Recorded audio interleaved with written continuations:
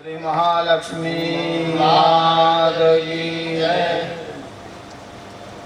આજથી 3 દિવસ સુધી આપણે દેવીના વિષયમાં યત્કિંચિત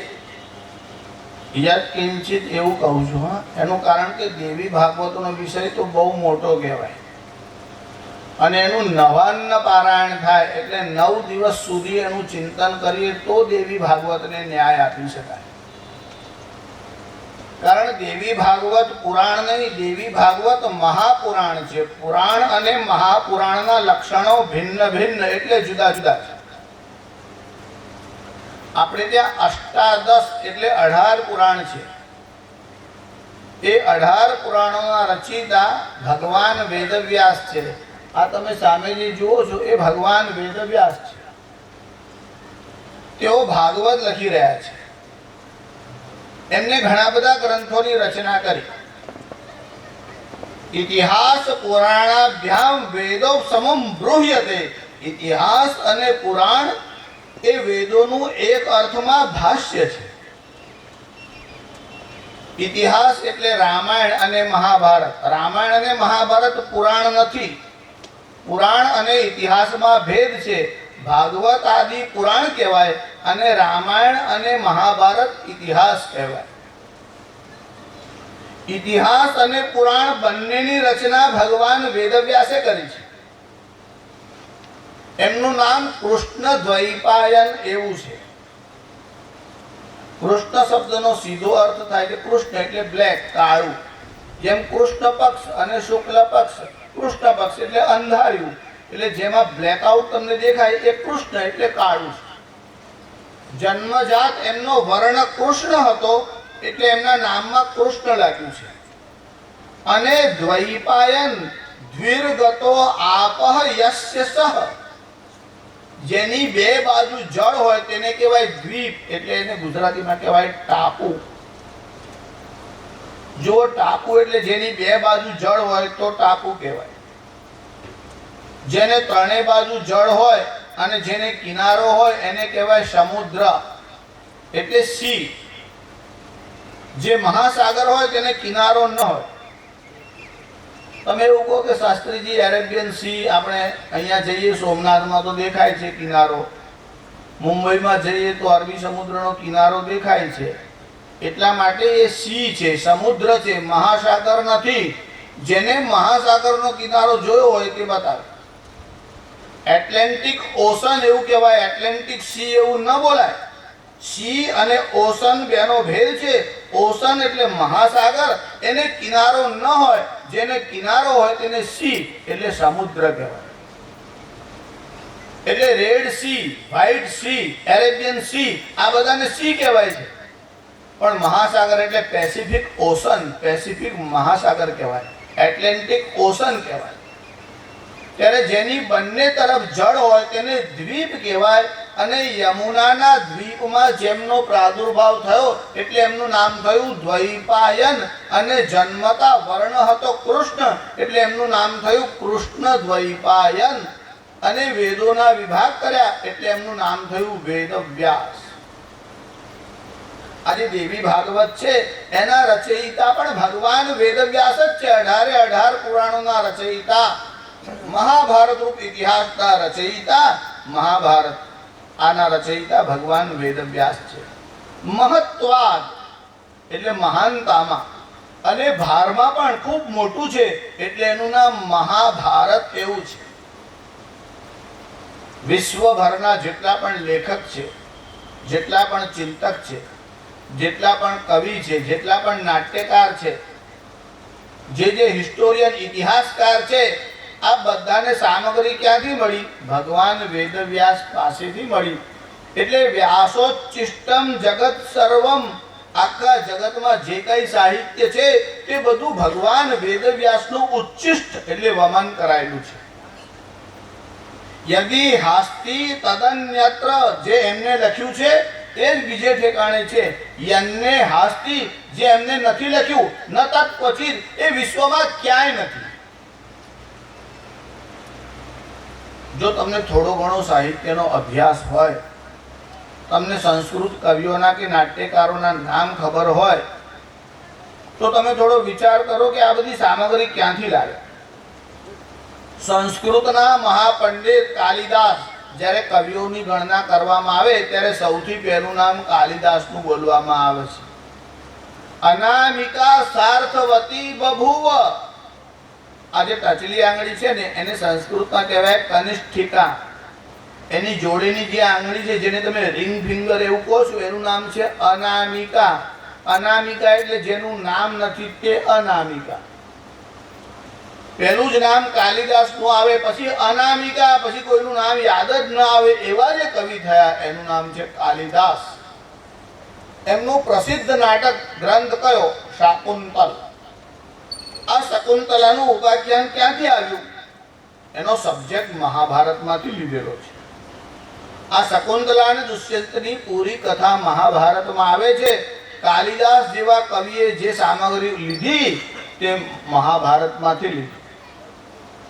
સારું, તમને બીજા કોઈ કવિનું નામ આવડે છે સંસ્કૃતના મોટા પંડિત? પંડિત માઘો કવિ કાલિદાસ.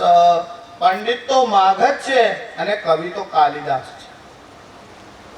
પંડિત એટલે જે લોકો માઘનું શિશુપાલ વધ ભણ્યા હોય તેને થોડી કલ્પના આવે. તમે માઘને ભણો પછી તમારે ડિક્શનરી ભણવાની જરૂર નહીં. નવ સર્ગે ગતે માઘે નવ શબ્દમ ન વિદ્યતે. જે શિશુપાલ વધ ભણી લે એને બીજી ડિક્શનરી અને સાહિત્ય ભણવાની જરૂર નહીં. એમાં એટલા બધા શબ્દોનો પ્રયોગ પંડિત માઘે કર્યો છે કે તમારે ડિક્શનરી જોવી જ ન પડે. વિશ્વભરના જે જુદા જુદા શબ્દકોશ એટલે એને કહેવાય ડિક્શનરી, એ ગદ્યમાં છે. ઇંગ્લિશની ડિક્શનરી કોઈને આખી આવડતી હોય એવો માણસ શોધી લાવો, અઘરો છે. અરેબિયન પર્શિયનની કોઈને ડિક્શનરી યાદ હોય એવો માણસ શોધી લાવો, કઠિન છે. પણ અમરકોશ યાદ હોય એવા લોકો ભારતમાં છે. એનું કારણ એ ડિક્શનરી આખી પદ્યાત્મક છે. પદ્યાત્મક એટલે જે કાવ્યમાં આવે તે. જેમ કે દેવીના દેવી સહસ્રનામ એટલે 1000 નામ છે. જેમ વિષ્ણુ સહસ્રનામ એટલે 1000 name of lord Vishnu. Shiva Sahasranama the 1000 name of lord Shiva. એવી રીતે Devi Sahasranama the 1000 name of goddess. પછી ચાહે દુર્ગા કહો, મહાકાલી કહો, મહાલક્ષ્મી કહો, મહાસરસ્વતી કહો, પણ એ બધાના 1000 નામ છે. હવે 1000 નામ તમારે યાદ રાખવા હોય તો તમે દેવી સહસ્રનામનો પાઠ કરો એટલે તમને 1000 નામ આવડે. અપર્ણા, પાર્વતી, દુર્ગા, મૃડાની, ચંડિકાંબિકા. એનું એક નામ અપર્ણા છે, એક નામ પાર્વતી છે, એક નામ દુર્ગા છે. આ બધા નામો કેમ પડ્યા એનો ઇતિહાસ પણ આપણે ત્યાં છે. એ નામોની વ્યુત્પત્તિ એટલે એને કહેવાય ઇટિમોલોજી. જે શબ્દ હોય તેનો ધાતુ હોય. અહીંયા ધાતુ એટલે મેટલ નહીં હોય, જેમાંથી શબ્દ નિર્માણ થાય છે તે. જે ઇટમોલોજી નિરુક્ત શાસ્ત્ર ભણ્યા હોય એને આ વિષયમાં ખબર પડે. સારું, આ બધા વિશે બોલતો બેસું પાર ના આવે. મારે તો તમને જરાક સેમ્પલ દેખાડવાનું. એનું કારણ એવું છે, તમે જ્યારે ખીચડી મૂકો ને ત્યારે બહેનો શું કરે, થઈ છે કે એવું જોવા માટે આમ 1-2 દાણા કાઢે, પછી આમ ચકાશે એટલે એનાથી ખબર પડી જાય. બધા દાણા કાઢો તો પછી ખાવશું. એટલે ટેસ્ટિંગ કરવાનું ને ત્યારે 1-2 દાણા ચેક કરવાના. એવું તમને આ તો જરા સેમ્પલ કહું એટલે તમને જરા ગોડાઉનની કલ્પના આવે. બાકી ગોડાઉન જુઓ તો ગાંડા થઈ જાઓ. આ જન્મારો નહીં, ગમે તેટલા જન્મારા ભણતા જ રહો, પાર જ ના આવે એવું મહાસાગર જેવું સાહિત્ય ભારતમાં છે. વિદેશોમાં આટલા બધા સંપ્રદાય છે, ભારતમાં પણ ઘણા સંપ્રદાયો છે. એ જે તે સંપ્રદાયોની એકાદ બુકલેટ છે. એનું પણ મૂળ તો પાછું મહાભારતમાં જ છે. જેમ તમે ઇસ્લામ લો તો એ કુરાનને છોડો એટલે બીજું સાહિત્ય શું? કદાચ તમે થોડું ઘણું ભણ્યા હોય ને તમને બીજા ગ્રંથનું નામ આવડતું હોય તો જેમ તમારે ત્યાં બંધારણ કોન્સ્ટિટ્યુશનનો વિચાર છે એવું એમને ત્યાં હદીથ છે. પછી સૂફી સાહિત્ય તો છે. એવી રીતે ઈસાઈ સંપ્રદાયને તમે ભણો હોય તો એક બાઇબલ છે. એમાં પણ ઓલ્ડ ટેસ્ટામેન્ટ અને ન્યૂ ટેસ્ટામેન્ટ.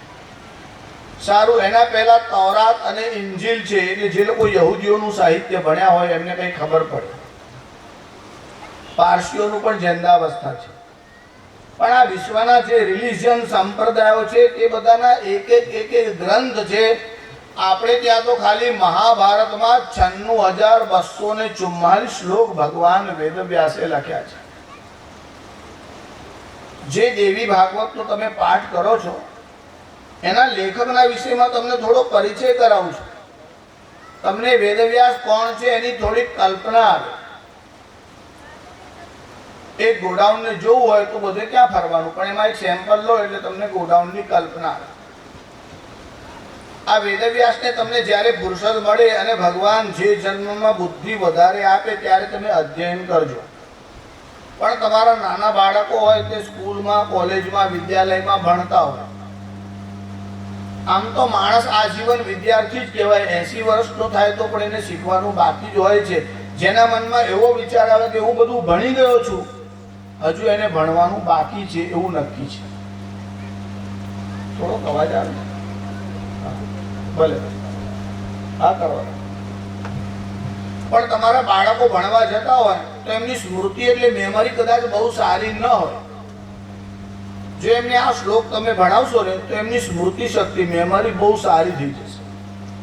જેને મેમરી શાર્પ, તીક્ષ્ણ બનાવવી હોય તેને સવારના પોરમાં ભગવાન વેદવ્યાસનું સ્મરણ કરવાનું. એનાથી સ્મૃતિ શક્તિ બહુ સારી થાય છે. વારાણસ્યામ પૂર્વ ભાગે વ્યાસો નારાયણ સ્વયં તસ્ય સ્મરણ માત્રેણ અજ્ઞાની જ્ઞાનવાન ભવેત. જો સવારના પરમાં ઉઠી અને છોકરાઓ આ શ્લોક બોલે તો એની સ્મૃતિ બહુ સારી થાય છે. વારાણસ્યામ પૂર્વ ભાગે એટલે ઇન ધ ઈસ્ટર્ન વારાણસી વ્યાસો નારાયણ સ્વયં. Vyasa the incarnation of lord Vishnu તસ્ય સ્મરણ માત્રેણ એમને યાદ કરવા માત્રથી અજ્ઞાની, ઇવન ઇગ્નોરન્ટ પર્સન, જ્ઞાનવાન ભવે એ પણ જ્ઞાની થઈ જાય છે. એટલે એમના સ્મરણ માત્રથી જ્ઞાન થાય છે. એમને જે લખ્યું છે એ વાંચશો એ તો પછીની વાત છે. એ ભગવાન વેદવ્યાસે 18 પુરાણોની રચના કરી. એમાંનું એક મહાપુરાણ એટલે દેવી ભાગવત. મદ્વયમ ભદ્વયમ ચૈવ વ્રત્રયમ વચતુષ્ટયમ અનાપદ લિંગ પુષ્કાની પુરાણાની પૃથક પૃથક. મદ્વયમ ભગવાન વેદવ્યાસે મ વાળા 2 પુરાણોની રચના કરી. આનો ઉલ્લેખ પણ દેવી ભાગવતમાં જ આવે છે. જે લોકો મૂળ ગ્રંથનો પાઠ કરતા હોય એમને જલ્દી ખ્યાલ આવશે. ટ્રાન્સલેશન વાંચતા હશે તેની જરા ધીરે ધીરે આવશે, પણ આવશે. મદ્વયમ એટલે મ વાળા 2 પુરાણોની રચના કરી. મત્સ્ય પુરાણ અને માર્કંડેય પુરાણ.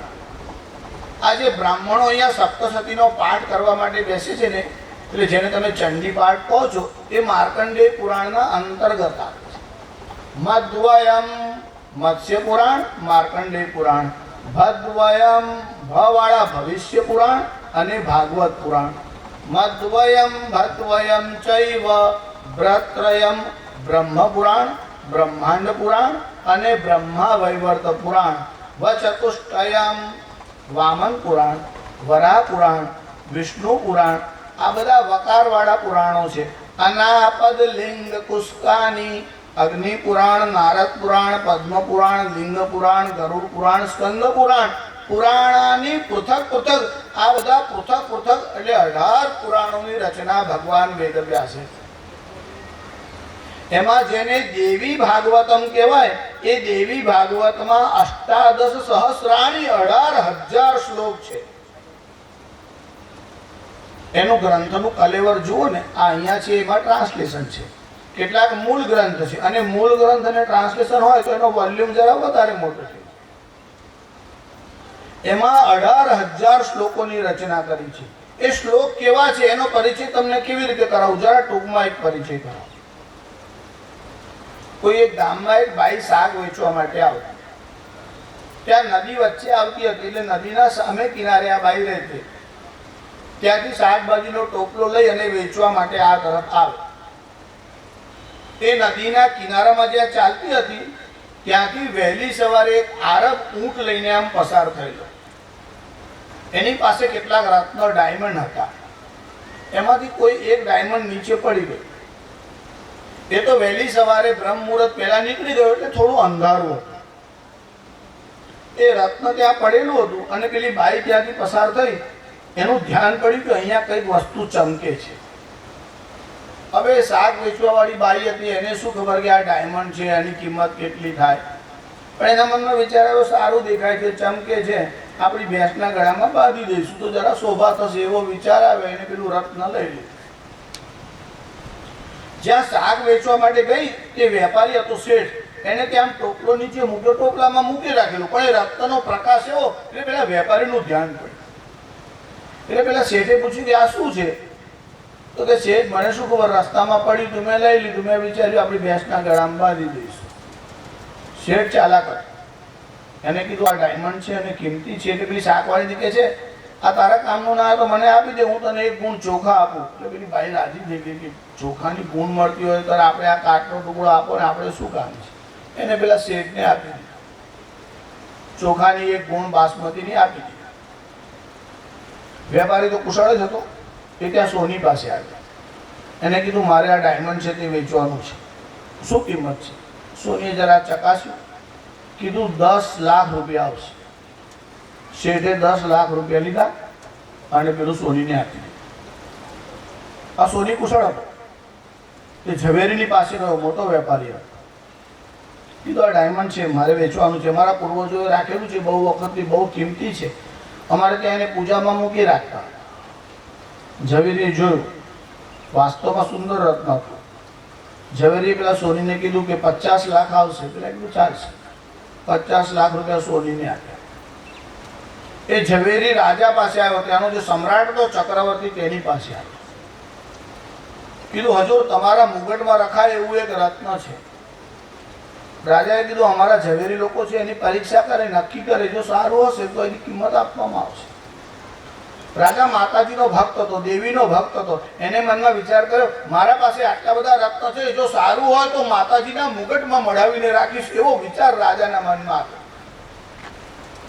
રાજાએ ઝવેરીને બોલાવ્યો, કીધું આ રત્ન છે, એની પરીક્ષા કરો, એની કેટલી કિંમત અપાય? પેલો બહુ જ કુશળ હતો, હાથમાં લેતામાં સમજી ગયો. એને કીધું 99 લાખ રૂપિયા ના અપાય. રાજાએ કીધું કે 1 કરોડમાં 1 લાખ તમે ઓછો કીધો, તમે 99 લાખ કીધા, 1 કરોડ કેમ ન કીધા? ઝવેરે કીધું એની પરીક્ષા આપને બતાવું. એટલે એને એક મોટો સુવર્ણનો થાળ મંગાવ્યો. એમાં ચારે તરફ 100 રત્ન વર્તુળાકાર મૂક્યા અને વચ્ચે આ જે ડાયમંડ હતું ત્યાં વચ્ચે મૂક્યું. એને રાજાને કીધું કે હવે જરા નિરીક્ષણ કરો. એ ડાયમંડમાંથી જે પ્રકાશ આવતો હતો તેનું રિફ્લેક્શન 99 રત્નમાં દેખાતું હતું. કેવળ એક જ રત્ન ઉપર એનો પ્રકાશ પડતો નહોતો. ઝવેરીએ કીધું બસ આમાં આટલી કચાશ છે, જો આ કચાશ ન હોત તો આની કિંમત 1 કરોડ રૂપિયા થાય. અને સમ્રાટે 99 લાખ રૂપિયા આપી અને પેલું રત્ન ખરીદી લીધું. સારું, આ બધી ઘટના દરમિયાન શાકવાળીને ચોખાની ગુણ મળી.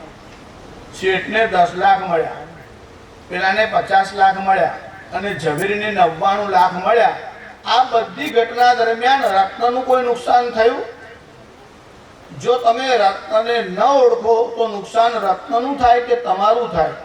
એવા વેદવ્યાસે આમાં 18,000 રત્નો ભર્યા છે, પણ તમને એની સમજણ હોય તો યસ્ય નાસ્તિ સ્વયં પ્રજ્ઞા શાસ્ત્રમ તસ્ય કરોતિ કિમ લોચનાભ્યામ વિહીનસ્ય દર્પણમ કિમ કરિષ્યતિ.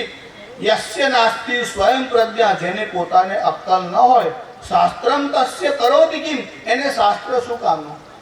શાસ્ત્રજી, શાસ્ત્રોમાં તો કાંઈ નથી. એને પેલા પૂછો અહીંયા કંઈ છે? ખોપડીમાં કંઈ ના હોય તો શાસ્ત્ર કંઈ કામ લાગતું નથી. અંધસ્ય દીપો, આંધળાની પાસે દીવા સળગાવો તો કઈ કિંમત નહીં. અંધસ્ય દીપો બધિરસ્ય ગીતમ, બહેરાની પાસે ગીત ગાવ તો કઈ અર્થ નહીં. મૂર્ખસ્ય કિમ ધર્મ કથા પ્રસંગમ, એમ મૂર્ખ માણસની પાસે ગમે તેટલી શાસ્ત્રની વાત કરો તો તે વ્યર્થ છે. એવા 1 2 નહીં 18,000 રત્ન, એને કહેવાય રત્નાકર. વેદવ્યાસે આવા 18,000 રત્નો આ દેવી ભાગવતના ભર્યા છે. એકાદ પણ જીવનમાં અપનાવો, એકાદ સૂત્ર પણ સમજી ચાલો તો તમારું જીવન ધન્ય બની શકે. અત્યારે તો હું તમને દેવીનું થોડું મહાત્મ્ય જ આ 3 દિવસમાં કહેવાનું, એનું કારણ 3 દિવસમાં 2 કલાકમાં દેવી ભાગવતનો ન્યાય ક્યાં આપી શકાય? નવાન્ન પારાયણ 9 દિવસ રામાયણનો સમય જોઈએ અને દેવી ભાગવતનો સમય. ત્યારે આ દેવી ભાગવતમાં એવા 18,000 રત્ન છે. ભગવાન વેદવ્યાસે આ ખજાનો ખોલ્યો એના પહેલા એનો મહિમા લખ્યો. એટલે દેવી ભાગવતના આરંભમાં 5 અધ્યાયોમાં એનું મહાત્મ્ય એટલે મહિમા લખ્યો છે. આજે 5 અધ્યાય લીધા છે એ સ્કંદ પુરાણના માનસ ખંડમાં છે. આ સ્કંદ પુરાણના માનસ ખંડના 5 અધ્યાયોમાં 383 શ્લોક છે. એમાં પ્રથમ અધ્યાયના 50 શ્લોક છે. આ 383 શ્લોકોમાં એટલે 5 અધ્યાયોમાં દેવીનું મહાત્મ્ય એટલે મહિમા લખ્યો છે. હવે 3 દિવસ તમને થોડું થોડું રોજ કહેવાનો પણ છું. એમાં જ્યારે દેવીનું મહાત્મ્યનો આરંભ કર્યો, તમે લોકો જે પત્રિકા વાંચી ને એમાં એક શ્લોક છાપ્યો છે. એમાં તો મૂળ શ્લોક જ છાપ્યો છે લગભગ, ભાષાંતર આપણે એમાં નથી છાપ્યું. એમાં દેવીનું મહાત્મ્ય એક શ્લોકમાં બતાવ્યું છે. ભવાનિસ્તોતુમ ત્વામ પ્રભવતી ચતુર્ભિર્ન વદનૈ પ્રજાનામીશાન સ્ત્રીપુરમથનઃ પંચભિરપી ન ષડ્ભિઃ સેનાનિર દશશતમુખૈરપ્યહિપતિ તદાન્યેષાં કેષાં કથય કથમસ્મિન્નવસર. ભવાની સ્તોતુમ ત્વામ, ભવસ્ય પત્ની ભવાની. ભગવાન શંકરનું એક નામ ભવ છે. ભવ એટલે શંકર, ભવ એટલે સંસાર, અને ભવસ્ય પત્ની એટલે દેવીનું એક નામ ભવાની છે. ભવાની સ્તોતુમ ત્વામ, હે માં, હે ભવાની, હું તારી સ્તુતિ કરવાની ઈચ્છા રાખું છું, હું તારા યશોગાન ગાવાની ઈચ્છા રાખું છું. પણ તારા યશ ગાવાનું સામર્થ્ય કોણામાં છે? ભવાની સ્તોતુમ ત્વામ પ્રભવતી ચતુર્ભિર નવદનૈ. આ દેવતાઓના અધિપતિ જેનું નામ છે પિતામહ બ્રહ્મા. જો આ દેશમાં 3 મહાન કવિ થયા એમાં એક છે બ્રહ્મા. એટલે નલિનોદ્ભવ, વલ્મીકોદ્ભવ અને પુલિનોદ્ભવ. નલિનોદ્ભવ, નલિની એટલે કમળ, અને નલિનોદ્ભવ એટલે કમળમાંથી જેનો જન્મ થયો તે એટલે પિતામહ બ્રહ્મા. તમે કોઈ વાર ચિત્રમાં જોયું હશે કે કમળનું ફૂલ હોય અને એના ઉપર બ્રહ્મા હોય છે. તમે ચિત્ર જોયું તો સારું, ન જોયું હોય અને શબ્દ ચિત્ર જોવાની ઈચ્છા હોય અને તમારી પાસે દેવી ભાગવત હોય તો દેવી ભાગવતના 3જા સ્કંદનો 1લો અધ્યાય વાંચો. એમાં ભગવાનની નાભીમાંથી કમલ, કમલમાંથી બ્રહ્મા થયા એટલે એનું નામ પડ્યું નલિનોદ્ભવ. બીજા છે વલ્મીકોદ્ભવ. વલ્મીક એટલે રાફડો, જે ઉધઈનો રાફડો હોય ને તે. જેમને બહુ તપ કર્યું અને જેના શરીર ઉપર ઉધઈ જામી ગઈ એટલે એને સંસ્કૃતમાં કહેવાય વલ્મીક એટલે રાફડો. એમાંથી બહાર આવ્યા એટલે એમનું નામ થયું વાલ્મીકી. અને 3જા વેદવ્યાસ, જે તમે અહીંયા ચિત્રમાં જુઓ છો, જેને મહાભારત, બ્રહ્મસૂત્ર, વ્યાસ સ્મૃતિ 18 પુરાણોની રચના કરી. એટલે 4 લાખ શ્લોક પુરાણોમાં લખ્યા. આ દેવીની સ્તુતિ કરી ત્યારે ભગવાન આદ્ય શંકરાચાર્ય એવું લખ્યું, ભવાની સ્તોતુમ ત્વામ પ્રભવતી ચતુર્ભિર નવદનૈ. આ બ્રહ્માને 4 મુખ છે. તમે કોઈ વાર બ્રહ્માનું ચિત્ર જોયું હશે, એમાં 4 દિશામાં 4 મુખ છે. હે માં, બ્રહ્માને 4 મુખ છે, પણ તારું સ્તુતિ કરવાનું સામર્થ્ય બ્રહ્મામાં નથી. જો 4 મોઢાવાળાઓ સ્તુતિ ના કરી શકે તો 1 મોઢાવાળાની તાકાત કેટલી સ્તુતિ કરે, શું ગાય છે?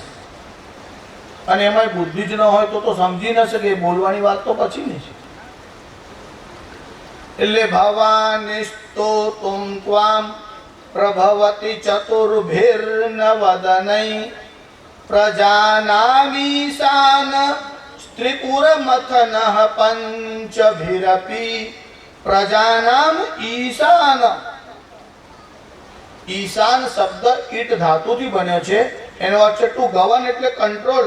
જે આખા બ્રહ્માંડના ઉપર કંટ્રોલ રાખે છે એ ભગવાન શંકરનું એક નામ ઈશાન છે. ઈશાન સર્વ વિદ્યાનામ. જેને વિદ્યા ભણવી હોય ને એને ભગવાન શંકરની ઉપાસના કરો તો જ વિદ્યા આવે. ભગવાન શંકરની ઉપાસના કરો અને સદગુરુનું સાનિધ્ય કેળવો તો જ વિદ્યા આવડે છે. પુસ્તક વાંચીને વિદ્યા તમને આવડે એવું ભલે લાગે, પણ વિદ્યાની સિદ્ધિ સદગુરુની કૃપા વગર થઈ શકતી નથી. સદ વિદ્વાન ઉપસૃપ્યતામ પ્રતિદિનમ તત્પાદુકામ સેવ્યતામ. કલિયુગમાં બધા જાતે જ ગુરુ થઈને બેસી જશે. ગુરુનામ ગુરુ એવું જે કહેવાય ને, હવે બધા ઉસ્તાદો કે ઉસ્તાદો વધ્યા છે, ગુરુ ઘટ્યા છે. બહવો ગુરવો લોકે. સંસારમાં બધા બહુ લોકો ગુરુ થઈને બેઠા છે. હજુ જેને પોતાને ભણવાનું છે તેવા લોકોને ગુરુ થવાનો લોભ થયો. એનું પરિણામ શું છે? બહવો ગુરવો લોકે શિષ્ય વિત્તાપ હારકા. શિષ્યનું ધન હરણ કરે એવા ગુરુઓ સંસારમાં બહુ છે, પણ ક્વચિત તત્ર દૃશ્યંતે. એવા તો કોઈક જ છે. શિષ્ય ચિત્તાપ હારકા. જે શિષ્યના ચિત્તને ખેંચે. ચિત્તને ખેંચે તે સદગુરુ છે અને વિત્તને ખેંચે તે ઉસ્તાદ છે. હવે ઉસ્તાદોની સંખ્યા વધી છે, ગુરુઓની સંખ્યા ઘટી છે. જેને વિદ્યા ભણવી હોય તેને ભગવાન શંકરની ઉપાસના કરો તો તમને વિદ્યાની પ્રાપ્તિ થાય છે. સવારમાં તમે વેદવ્યાસનું સ્મરણ કરો તો તમારી સ્મૃતિ શક્તિ વધે. જો એક હોય છે મેમરી એટલે સ્મૃતિ, અને બીજું હોય છે ટેલેન્ટ એટલે જેને કહેવાય અન્ડરસ્ટેન્ડિંગ એટલે વિઝડમ. ઉંમર વધ્યા પછી સ્મૃતિ ઘટે પણ બુદ્ધિ એટલે સમજણ વધે. એટલે 60 વર્ષના માણસને કોઈ શ્લોક યાદ કરવો હોય એના કરતા 12 વર્ષનો છોકરો જો પ્રયત્ન કરે તો એને જલ્દી આવડે. જેમ જેમ ઉંમર વધે તેમ તેમ સ્મૃતિ ઘટે છે. પણ તમારે સ્મૃતિ અને બુદ્ધિ બંને વધારવા છે. દેવી ભાગવતમાં બહુ સરળ મંત્ર અને સરળ ઉપાય આપે. આગળ એનું આખ્યાન આવશે, એ પણ હું આપને કહીશ. એમાં દેવીના 3 બીજ મંત્ર છે. એમાં તમે લોકો જે આ નવારણા મંત્ર બોલો છો ને, એમાં ઐમ હ્રીમ ક્લીમ ચામુંડાય વિચ્ચે. એમાં આજે 3 બીજ મંત્ર છે, ઐમ હ્રીમ અને ક્લીમ. ઐમ જે બીજ મંત્ર છે તે સરસ્વતીનો બીજ મંત્ર છે. કોઈ છોકરાઓ બહુ ઠોઠ હોય, ગમે તેટલું ભણાવો અને યાદ ન રહે, એને સરસ્વતીનો બીજ મંત્ર આપો. જો અમારે ત્યાં ઘણા લોકો જન્માક્ષર લઈને આવે પછી પૂછે, શાસ્ત્રીજી આ છોકરો ભણતો જ નથી, ક્યારે ભણશે? એના જન્માક્ષર લઈને આવે પછી પૂછે કે જન્માક્ષર જોઈએ ને, એટલે અમારે પેલા એક્સરેમાં કેવું દેખાય, અમને તો જન્માક્ષરને ચહેરો જોઈને જ દેખાય, પણ કેટલીક વાર મૌન રહીએ. પછી કોઈ બહુ આગ્રહ કરે તો બોલવું પડે કે શાસ્ત્રીજી આ છોકરો બહુ તોફાની છે, ક્યારે ડાયો થશે, ક્યારે ભણશે? હવે એને શું કહીએ? એને કહેવું પડે કે જ્યારે રેતીમાંથી તેલ નીકળશે, જ્યારે વાંસમાં ફૂલ આવશે અને હનુમાનજીના દાદાના લગ્નનો વરઘોડો નીકળશે તે દાડે આને બુદ્ધિ આવશે. અને બુદ્ધિ આવે એવા કોઈ ચાન્સીસ નથી, એના બાપને નહીં ને એને નહીં. હવે એવા યોગ પડ્યા હોય જન્માક્ષરમાં, પણ બધાની ચર્ચા ન થાય, બધું ન કહેવાય. કેટલીક વસ્તુ ખાલી સંકેતથી કહીએ. બુદ્ધિમાન માણસ હોય તો એ સંકેતમાં સમજી જાય. પછી જેમ જેમ મૂળતા વધે ને તેમ તેમ સાધન બદલવા પડે. કોઈ શબ્દથી સમજી જાય, કોઈ આંખ કાઢવાથી સમજી જાય, અને કોઈને ચાબુક જોઈએ, કોઈને હંટર જોઈએ, અને ગધેડું હોય તો એને ડફણું જોઈએ. એટલે કોઈ ડફણાથી સીધો ચાલે, કોઈ ચાબુકથી સીધા ચાલે. એટલે તાળન તો બધાનું જ કરવું પડે. પુત્રાત શિષ્યાત. પુત્ર હોય કે શિષ્ય હોય. લાલનાત બહવો દોષા. બહુ લાડ કરો તો બહુ દોષ છે. તાળનાત બહવો ગુણા. તાળન કરો તેમ તેમ ઘડાતો છે. એટલે માટલું જે છે ને એ મજબૂત કેમ થાય છે? ખાલી આમ માટી લાવીને આમ આકાર બનાવી દેતો એમાં મજબૂતાઈ ન થાય. એને બરાબર આમ ઘડવું પડે. એટલે અંદર જે છે ને તે એક પથ્થર રાખવામાં આવે. આમ ગોળ પથ્થર હોય, તમે લોકો કોઈ જગ્યાએ માટલા થતા હોય તો જોયું હશે. એમ અંદરના તરફ રાખે અને બહારથી પેલો આમ પ્રહાર કરે. જો અંદર પેલો પથ્થર ન રાખે ને તો સીધું કાણું જ પડે, આમ તરત જ ફૂટી જાય માટલું. એટલે ગુરુનું કામ પણ આવું છે. ગુરુ કુમ્હાર और શિષ્ય કુંભ है. ગુરુ એક અર્થમાં કુંભાર છે અને શિષ્ય કુંભ એટલે ઘડો છે. અંદર હાથ સમાર દે, બહાર મારે ચોટ. અંદરથી પ્રેમ રાખે પણ બહાર જીભમાં ન દેખાડે, નહીં તો બગડી જાય. બહારથી થોડા ફટકા મારવા પડે. કઈ કારણ ના હોય તો અઠવાડિયે એકાદ વાર તો ફટકો મારવો જ પડે. શિષ્યને, પુત્રને અને બૈરાને તમારે ધમકાવતા જ રહેવું પડે. અઠવાડિયામાં એક વાર કઈ ના હોય તો બાણું કાઢીને ધમકાઈ દો તો બધું સરખું ચાલે. અંદર હાથ સવાર દે, પ્રેમ રાખવાનો પણ દેખાડવાનો નહીં. અંદરથી પ્રેમ રાખવાનો, બહાર મારે ચોટ અને બહારથી પ્રહાર કરતા રહો, તેમ તેમ તે ઘડાતું જાય છે. આ દેવીના બીજ મંત્રો છે. જે બીજ મંત્ર હોય તે ફોનેટિક એટલે ધ્વનિ મૂલક હોય. જો કેટલાક વિષય તમારા માટે થોડા કઠોર હોય, કેટલાક ગ્રામરના વ્યાકરણના વિષય હોય, કેટલાક વેદાંતના વિષય હોય. એટલે આ છોકરાઓને દૂધ આપે ને તેમાં થોડું પાણી નાખીને પછી આપે ને 8 ફેટ હોય તો ઝાડા બહુ થાય, એટલે થોડું આમ ડાયલ્યુટ કરીને પછી આપવામાં આવે. એમ અમે કેટલોક ડોઝ તમને ડાયલ્યુટ કરીને આપતા જઈએ એટલે ડાયજેસ્ટ પણ થાય અને આપત્તિ ના આવે. એવું ભગવાન વેદવ્યાસે આમાં બહુ અદ્ભુત સૂત્રો લખ્યા છે. હું તો તમને એમાંના થોડા સૂત્ર એ પણ પાછા ડાયલ્યુટ કરીને આપતો જઉં છું એટલે ડાયજેસ્ટ થવામાં થોડા ઇઝી થાય. એમાં આરંભ કર્યો ત્યારે માતાજીની સ્તુતિ કરતા ભગવાન આદ્ય શંકરાચાર્ય લખ્યું, મા પિતામાં બ્રહ્માને 4 મુખ છે. એટલું જ નહીં, કલ્પના આરંભમાં જ્યારે જ્યારે બ્રહ્મા પ્રગટ થાય ત્યારે એમના 4 મુખમાંથી વેદ પ્રગટ થાય છે, જે વેદોના એક અર્થમાં સર્જક છે. કારણ કે વેદ કોઈએ બનાવ્યા નથી. કોઈ ગ્રંથોની રચના કરનાર કોઈ વ્યક્તિ છે. અમુક ગ્રંથ અમુકે લખ્યો, અમુકે આપ્યો, પણ વેદ મંત્રના કોઈ રચયિતા નથી.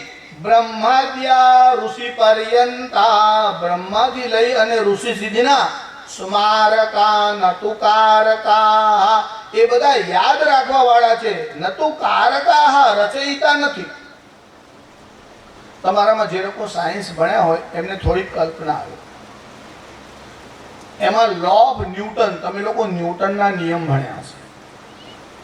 હવે બધા નિયમ તમને જવા દો, પણ એક સાધારણ નિયમ બધાને ખબર છે અને બધાને નામ પણ આવડે છે. એને કહેવાય ગુરુત્વાકર્ષણનો નિયમ.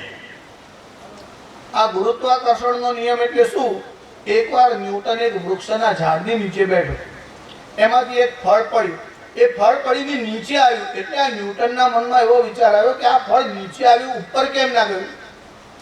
એનું કારણ એવું છે કે પૃથ્વીનું ગુરુત્વ આકર્ષણ એવું છે કે ગુરુત્વાકર્ષણથી ખેંચાઈને આ ફળ નીચે આવ્યું. એટલે જે વસ્તુ ગુરુ એટલે ભારે હોય તેનું આકર્ષણ રહે છે. ચાહે પૃથ્વી હોય કે બીજી કોઈ પણ વસ્તુ હોય, ગુરુત્વ જે હોય, જ્યાં જ્યાં ગુરુત્વ છે ત્યાં ત્યાં આકર્ષણ છે. એટલે આ પૃથ્વીનું ગુરુત્વાકર્ષણ એવું છે કે એને કારણે ફળ નીચે આવે. હવે થોડો સૂક્ષ્મ બુદ્ધિથી વિચાર કરો કે ન્યૂટનના જન્મ પહેલા ફળ નીચે આવતા હતા કે ઉપર જતા હતા? ફળ તો નીચે જ આવતા હતા. ગુરુત્વાકર્ષણનો નિયમ ત્યારે પણ હતો. ન્યૂટનના બાપા અને દાદાના વખતમાં ફળ નીચે જ પડતા હતા, પણ નીચે કેમ પડે છે એ એમને ખબર નહોતી, પણ ન્યૂટને આપણને જાણ કરી. એટલે ન્યૂટને ગુરુત્વાકર્ષણનો નિયમ બનાવ્યો નહીં, ગુરુત્વાકર્ષણનો નિયમ કહ્યો. ગુરુત્વાકર્ષણનો નિયમ તો અનાદિ છે. અનાદિ એટલે બિગિનિંગલેસ. એવું વેદોના જે સિદ્ધાંત છે તે અનાદિ છે. જેમ ન્યૂટને આ સિદ્ધાંત પ્રસ્થાપિત કર્યો તેમ ઋષિઓએ આ સિદ્ધાંત તમને સમજાવ્યા છે. આ બ્રહ્માએ 4 વેદ કલ્પના આરંભમાં આપ્યા, પણ બ્રહ્મા પણ હે માં તારી સ્તુતિ ગાવાનું સામર્થ્ય રાખી શકતા નથી. જેને 4 મોઢા છે એવા બ્રહ્મા જો તારા ગુણ ના ગાઈ શક્યા તો એક મોઢાવાળો માણસ તારા ગુણ શું ગાશે? ભવાનિસ્તોતુમ ત્વામ પ્રભવતી ચતુર્ભિર્નવદનૈ પ્રજાનામીશાન ત્રિપુરમથનઃ પંચભિરપી. ત્રિપુર નામના રાક્ષસને જેને માર્યો તે કોણ? ભગવાન શંકર. જે ભગવાન શંકરે જેના 3 પુર એટલે નગરનો નાશ કર્યો અને ત્રિપુર નામના રાક્ષસનો વધ કર્યો, એ ભગવાન શંકરને 5 મુખ છે. 4 દિશામાં 4 અને વચ્ચે ઉપરનું એક મુખ છે. તમે કોઈ વાર પંચમુખી મહાદેવના દર્શન કર્યા હશે. બ્રહ્માને 4 મુખ છે, ભગવાન શંકરને 5 છે, પણ બ્રહ્મા 4 મુખથી તારી સ્તુતિ કરી શકતા નથી અને ભગવાન શંકરને 5 મુખ હોવા છતાં હે મા ભગવતી તારી સ્તુતિ કરવાનું સામર્થ્ય ભગવાન શંકરમાં પણ નથી. પ્રજાનામીશાન ત્રિપુરમથન પંચભિરપી ન ષડભિઃ સેનાનિર. સેનાની એટલે કાર્તિકેય. ભગવાન શંકરના ગણેશ અને કાર્તિકેય 2 પુત્ર. એમાં કાર્તિકેય છે તેને ષણમુખ એટલે 6 મુખ છે. આ કૃતિકાઓ 6 મુખથી 6 જગ્યાએ સ્તનપાન કરાવવા લાગે. કાર્તિકેય દેવસેનાના અધિપતિ છે, તેનું નામ છે સેનાની. જેમ આપણી સેના હોય એના જે અધિપતિ હોય તેને કહેવાય સેનાપતિ, એટલે કમાન્ડર ઇન ચીફ. જે ચીફ કમાન્ડર હોય તેને કહેવાય સેનાપતિ. એવી રીતે દેવતાઓની જે સેના છે એના અધ્યક્ષ કોણ છે? કાર્તિકેય છે. એ કાર્તિકેયને 6 મુખ છે. ન ષડભિઃ સેનાનિર. ત્યારે 4 મોઢાથી બ્રહ્મા ના કરી શકે, 5 મુખથી ભગવાન શંકર તારી સ્તુતિ કરવાનું સામર્થ્ય રાખતા નથી. અને કાર્તિકેયને 6 મોઢા છે તો પણ હે મા ભગવતી જગદંબા તારી સ્તુતિ કરવાનું સામર્થ્ય 6 મુખવાળા કાર્તિકેયમાં પણ નથી.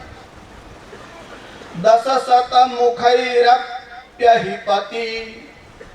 અહિ એટલે સર્પ અને અહિપતિ એટલે સર્પોનો રાજા. સર્પોનો રાજા કોણ કહેવાય? શેષનાગ. જો તક્ષક નાગને 3 માથા છે, વાસુકી નાગને 5 મસ્તિષ્ક છે, કાલી નાગને 100 માથા છે અને શેષનાગને 10 શત મુખૈરપ 1000 મુખ છે. માં કદાચ 4 મુખવાળા ન ગાઈ શકે, 5 મુખવાળા ન ગાઈ શકે, 6 મુખવાળા ન ગાઈ શકે, તો શેષનાગને તો 1000 મુખ છે, એ તારી સ્તુતિ કરી શકે કે નહીં? તો કહે છે કે ના, 10 શત મુખૈરપ્યહિપતિ એ પણ તારી સ્તુતિ કરવાનું સામર્થ્ય રાખતા નથી. તદાન્યેષાં કેષાં કથય કથમસ્મિન્ન વસર. તો માં 1 મુખવાળા આ સાધારણ જીવો તારી સ્તુતિ શું ગાઈ શકે?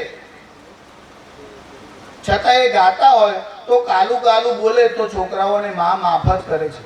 માં બાળકનો ભાવ જુએ છે, માં બાળકની બુદ્ધિ જોતી નથી. એટલે કોઈ બુદ્ધિ વગરનો માણસ હોય અને જો એ તારા ગુણ ગાય તો તું એને પણ સંભાળી લે છે. એનું કારણ મા બાપનો સ્વભાવ કેવો છે. જો બાલક કહતો તરી બાતા. જો બાલક કહે તો તરી બાતા. જો બાલક કહતો તરી બાતા. જો બાલક કહતો તરી બાતા. સુનહિ મુદિત મન પિતુ અરુ માતા. સુનહિ મુદિત મન પિતુ અરુ માતા. સુનહિ મુદિત મન પિતુ અરુ માતા. સુનહિ મુદિત મન પિતુ અરુ માતા. જો બાલક કહતો તરી બાતા. બાળક તોતડું બોલતો હોય ને, કાલું ગેલું બોલતો હોય ને, તો પણ એની માં અને એનો બાપ બહુ રાજી થાય, બહુ રાજી થાય. જો અમારો છોકરો બહુ સરસ, શાસ્ત્રીજી એને બધા શ્લોક આવડે છે. હવે ઢુરુર બ્રહ્મા એવું બોલતો હોય પણ એની માં તો રાજી થાય કે મારો છોકરો છે, બહુ સારો છે.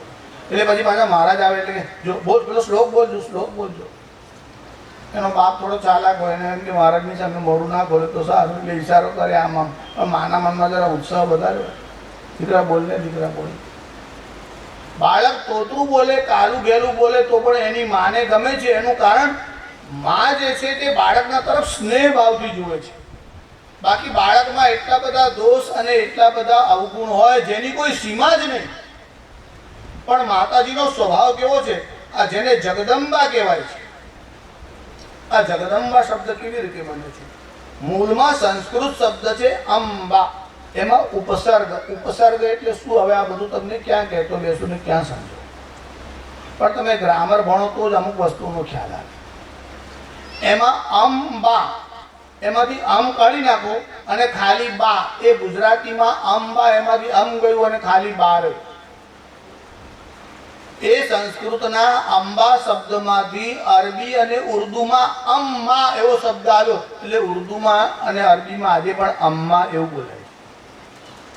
પછી એમાંથી અમ નીકળ્યું, અમ માં, એમાંથી ખાલી માં રહ્યું, હિન્દીમાં થયું માં, અંબા, એમાંથી અમ માં, એમાં અમ ગયું અને એમાંથી માં શબ્દ આવ્યો. એટલે હિન્દીમાં, ગુજરાતીમાં બંનેમાં માં અને સંસ્કૃતમાં પણ માતા શબ્દ અને માં શબ્દ ઉપયોગમાં થાય છે.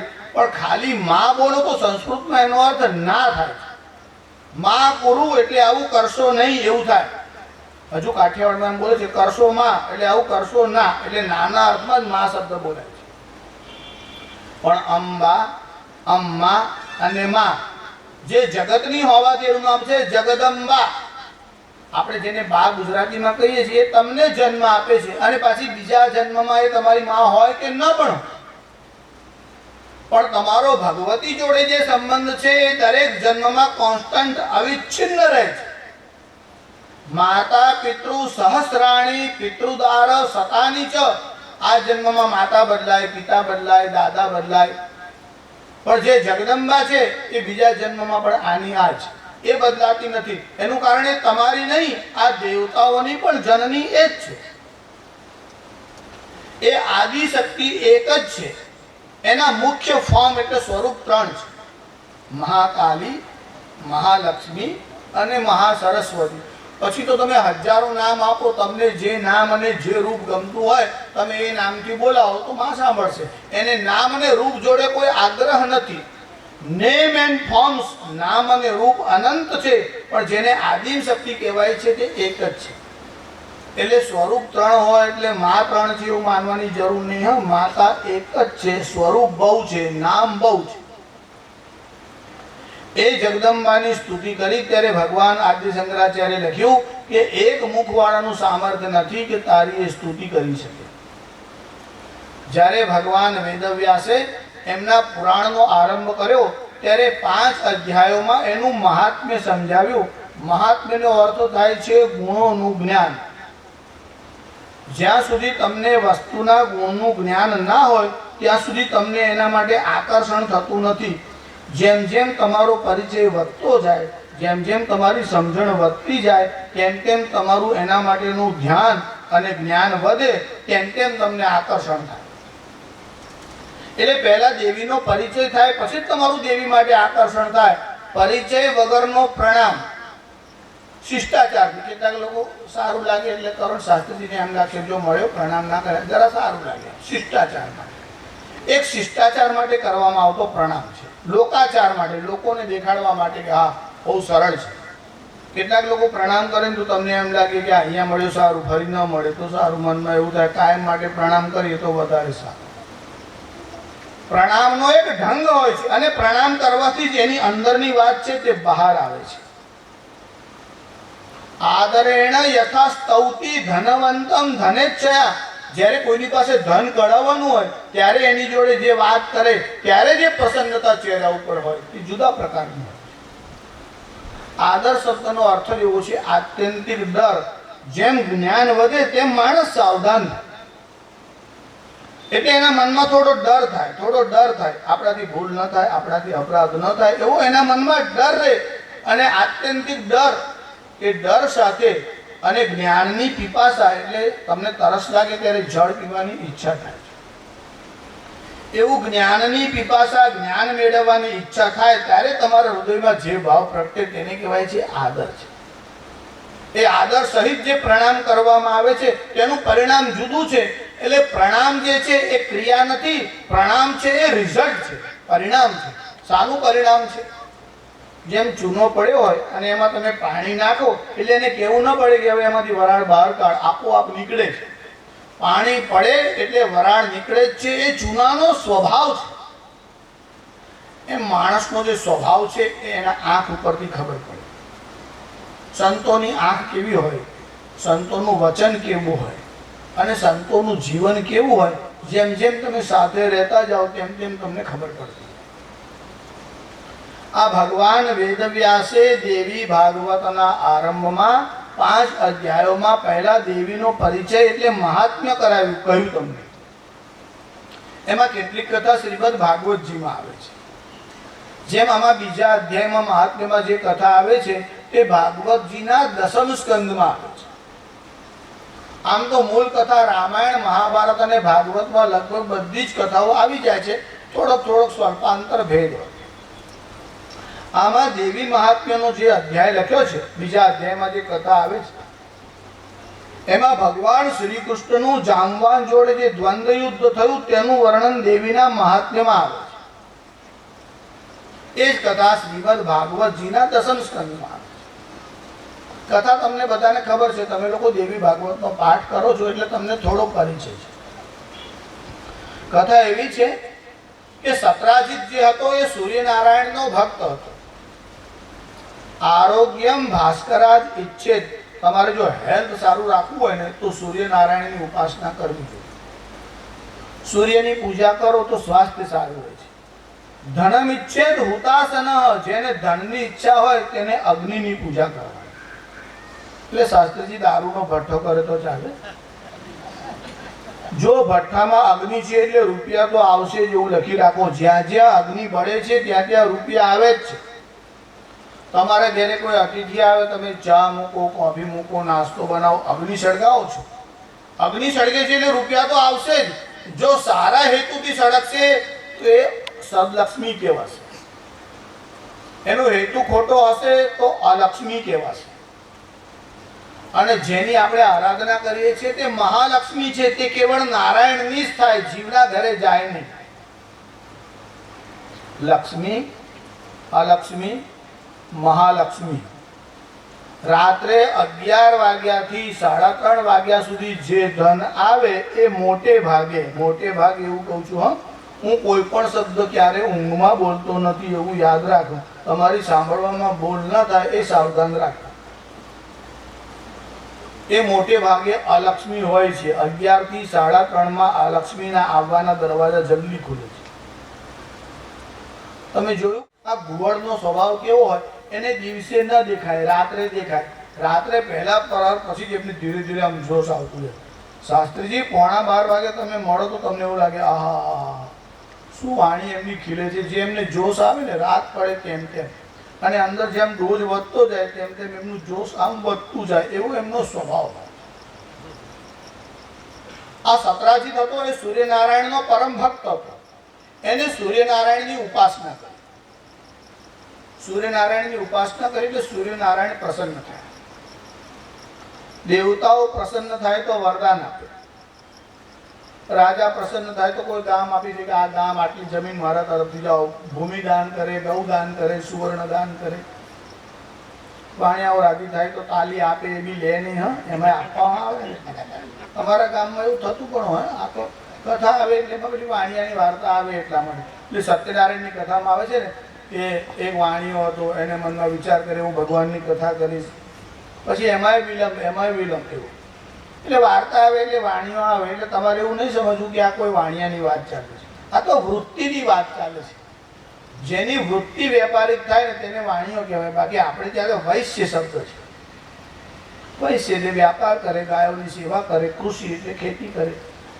વૈશ્ય કર્મ સ્વભાવ છે. આ બધા વૈશ્યોના કર્મ છે. પણ વાણીઓ જે છે તે વૃત્તિ છે. જેની વૃત્તિ માત્ર ફાયદાની હોય તેને કહેવાય વાણી. ત્યારે અહીંયા ભાગવતજીથી લઈ એને દરેક ઠેકાણે કથા આવે. આ સૂર્યનારાયણનો ભક્ત હતો.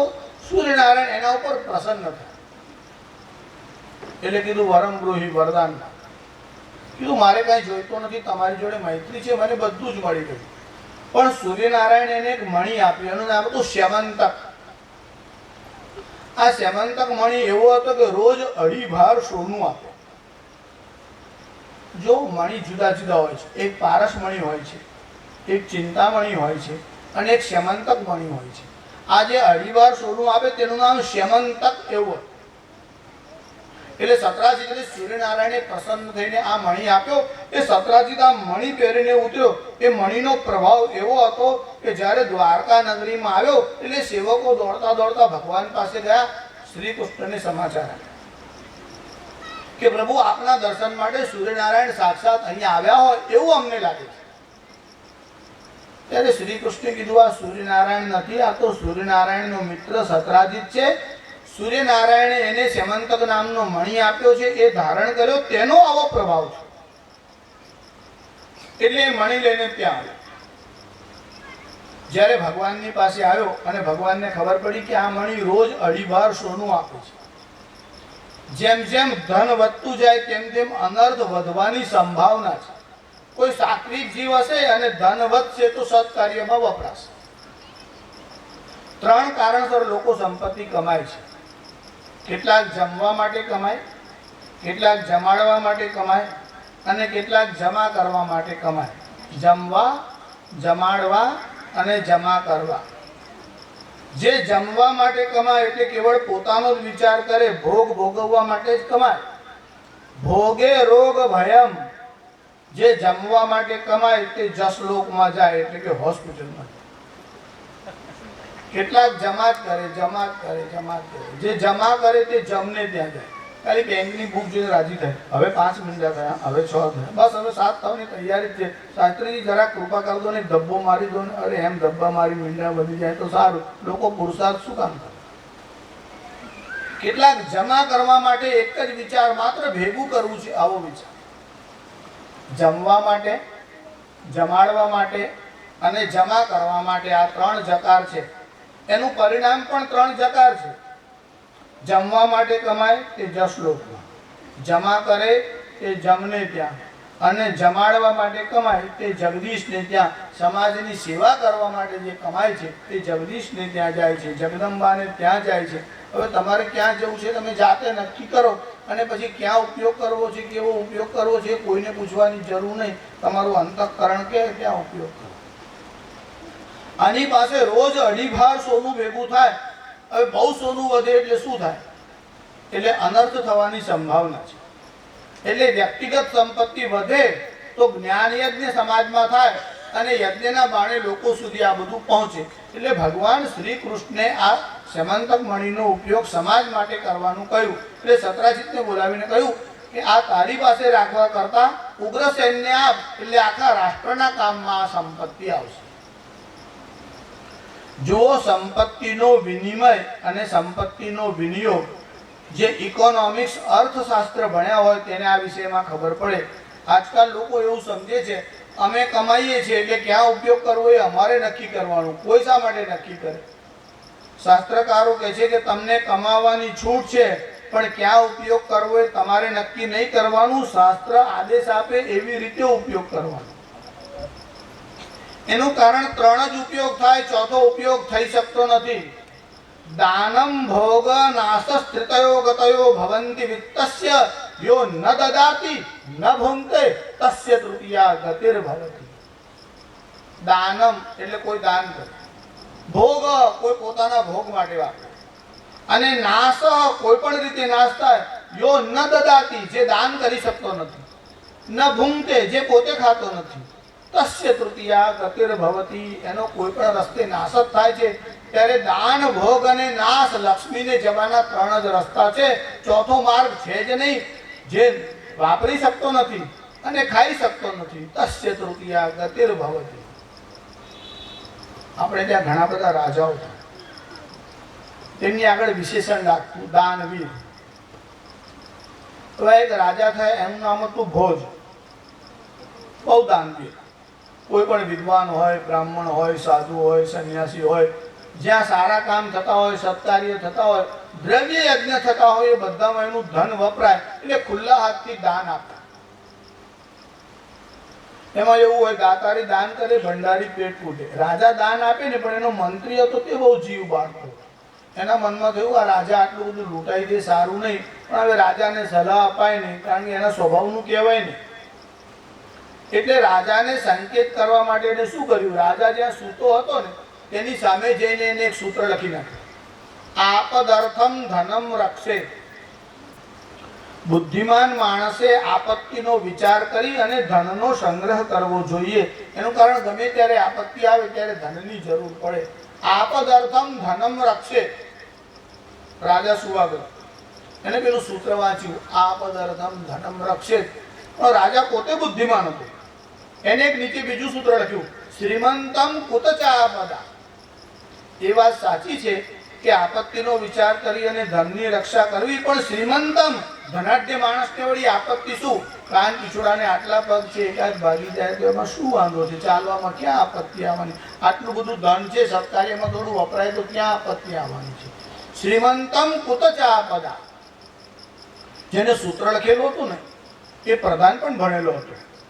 એને વાંચ્યું કે આ તો કોઈએ કોમેન્ટ કરી છે, એના સૂત્રનો જવાબ લખ્યો છે, એટલે એને નીચે ત્રીજું વાક્ય લખ્યું, કદાચિત કુપિતો દૈવ. રાજા સુવા આવ્યો, ફરી વાંચ્યું. નીચે લખ્યું હતું કે તમે ધનવાન છો એ વાત સાચી, પણ કદાચિત કુપિતો દૈવ, જો પ્રારબ્ધ રૂઠે તો કરોડપતિ હોય 24 કલાકમાં કંગાલ થઈ જાય, ફેક્ટરીમાં આગ લાગે ને બધું પાછું ઊભું થાય ત્યાં સુધીમાં તો ગ્રાહકો છિન્ન ભિન્ન થઈ જાય. કદાચિત કુપિતો દૈવ, જો પ્રારબ્ધ રૂઠે તો. રાજા બહુ બુદ્ધિમાન હતો અને ભક્ત પણ હતો. રાજાએ ત્રીજું સૂત્ર વાંચ્યું અને નીચે લખ્યું કે સંચિતો અભી નશ્યતિ. અરે મૂર્ખ, જો પ્રારબ્ધ રૂઠે તો ભેગું કરેલું હોય તે પણ જાય. આગ આવે અને પૂર આવે તો ગમે તેટલું દાટીને રાખ્યું હોય કે ભૂકંપ થાય તો બધું જ જાય છે, પણ દાન કરેલું હોય તેને પૂર ખેંચી શકતું નથી. તમે દાન કરો અને જે પુણ્ય થાય એ પુણ્યને આગ બાળી શકતી નથી, નદીમાં બહાડ પૂર આવે તો ખેંચી શકતી નથી, અને ભૂકંપ થાય તો તમારું પુણ્ય નષ્ટ થઈ શકતું નથી. ગમે તેવી દૈવી આપત્તિ આવે તો પણ પુણ્યનો નાશ થતો નથી. પુણ્યના કર્મ તમારી સાથે જ આવે છે. માણસનું જ્યારે મરણ થાય ત્યારે જોડે કઈ કઈ વસ્તુઓ સાથે જઈ શકે? ધનાની ભૂમૌ, તમારી પાસે બહુ ધન સંપત્તિ હોય, એમાંથી જોડે કેટલી આવે? કોઈનું મરણ થાય ત્યારે કોઈ જબ્બામાં 100 રૂપિયા મૂકી આપે છે, એટલે ઉપર જાય તો ખારસીન ખાવા કામ લાગશે, રાખી મૂક કોઈ કહે છે. હોય તે કાઢી લે, આંગળીમાંથી કાઢી લે. સારું સોનાના દાંત મળાવો તો લોકો એ તોડી નાખે. હા, કોઈ વાર તો એવું લાગે સારું આ સિરામિકથી લાભ છે, નહીં તો લોકોને લોભ થાય તો કાઢી લે. એટલે મરતી વખતે આંગળીમાં હોય, ગજવામાં હોય, બધું લોકો ખેંચી ખેંચીને આમ કાઢી લે. એનું કારણ સાથે જઈ શકે નહીં. ધનાની ભૂમૌ, ધન સંપત્તિ આ ભૂમિ ઉપર જ રહે છે. પશવશ્ચ ગોષ્ઠે, તમારી પાસે પશુધન હોય, ગાય હોય, ભેંસ હોય, હાથી હોય, ઘોડા હોય. એક કાળે હાથી ઘોડા સંપત્તિ હતા.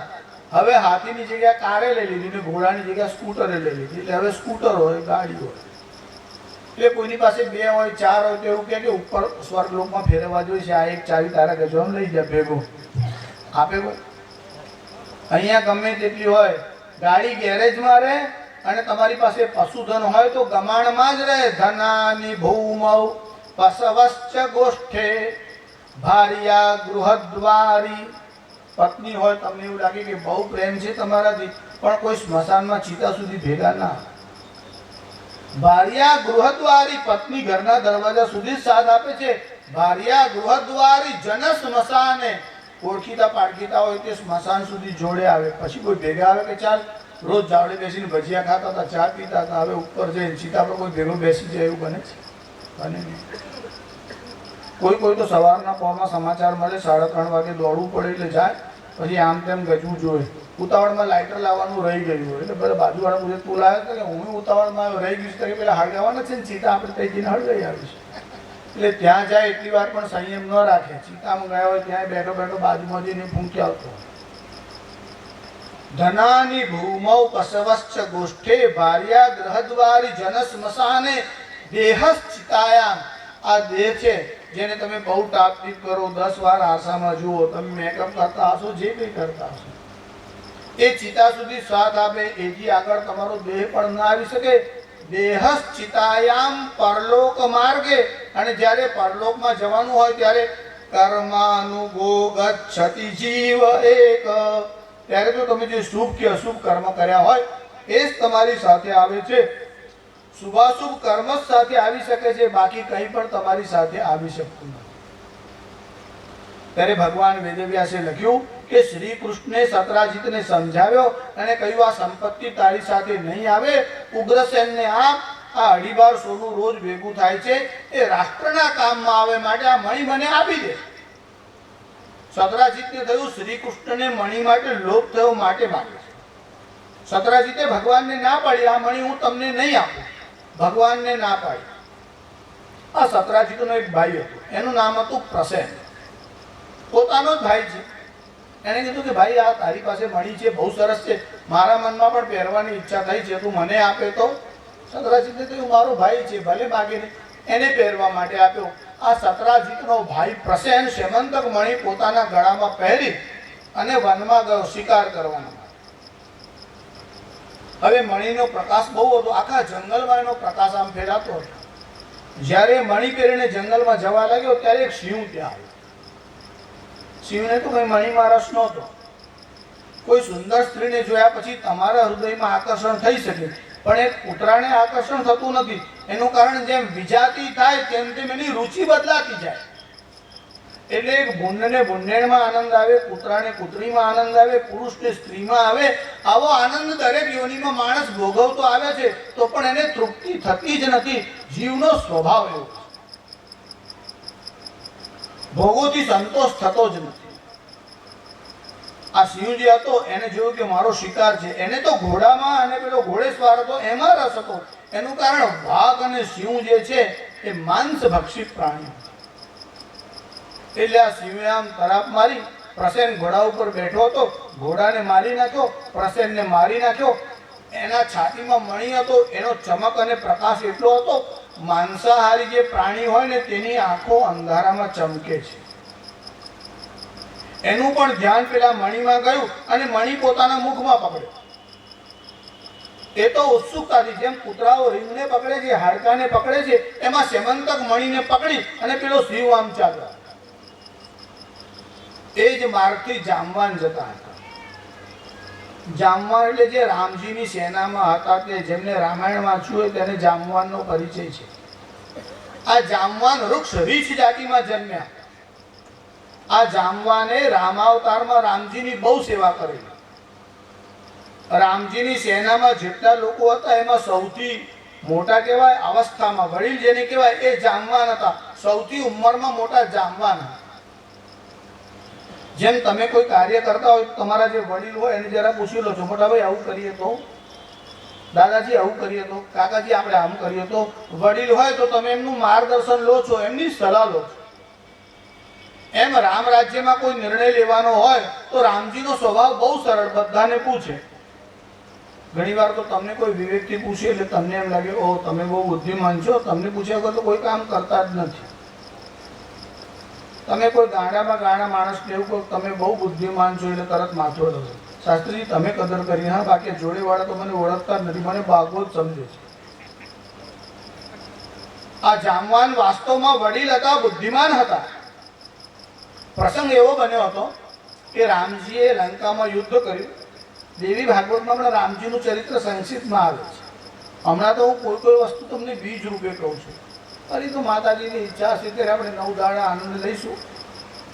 પણ જ્યારે લંકા ઉપર વિજય મેળવ્યો અને રાવણના પર વિજય પ્રાપ્ત થયો ત્યારે કેટલાક લોકોએ રામજીને એક સજેશન આપ્યું કે આપણે અહીંથી અયોધ્યા જવાના, ત્યારે કોઈ વસ્તુ યાદગીરી રૂપે આપણે અહીંયાથી લઈ જવાના, તો આપણે આ રાવણનું જે સિંહાસન છે તે અદ્ભુત છે, એ આપણે અયોધ્યામાં જોડે લઈ જઈએ તો. રામજી કીધું બધાને પૂછો, બહુમતીથી જે નિર્ણય લેવાય તે મને માન્ય છે. જો બધા એવું કે લઈ જવું જોઈએ તો આપણે લઈ જઈશું. પછી હનુમાનજીની પાસે, હનુમાનજીને કીધું આ રાવણનું સિંહાસન આપણે લઈ જવાનું કે અહીંયા રાખવાનું?